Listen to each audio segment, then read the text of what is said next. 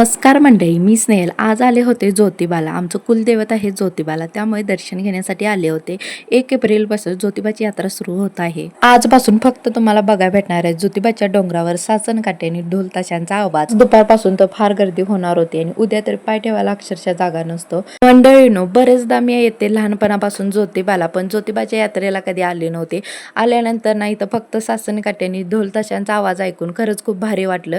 त्यानिमित्तानं पण का होईना आज येणं घडलं आणि मला सासनकाठी बघायला भेटली. तर एवढं लागत होतं ना, सगळी एनर्जीच गेल्या आणि असं वाटत होतं. तरीही देवाला भेटण्याची एक वेगळीच ओढ होती. गर्दी तर इथं ज्योतिबाच्या डोंगरावर खूप होती, त्यामुळे पिल्लूला मी अजिबात खाली सोडलं नव्हतं. चुकून बिचून कुठं लहान मुलं हरवतात, हात सोडून जातात, त्यामुळे ती काकत होती. तरीही काकत असताना मी तुमच्यासाठी हा व्हिडिओ बनवून आणलेला आहे.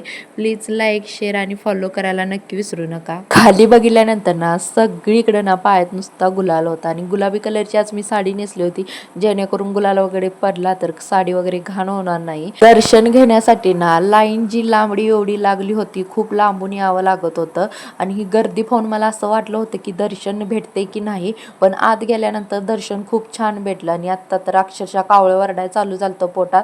त्यामुळे म्हटलं आधी पेटपूजा वगैरे करू. आजचा व्हिडिओ कसा वाटला नक्की कमेंट करून सांगा आणि असेच नवीन नवीन व्हिडिओ बघण्यासाठी नक्की मला फॉलो करा.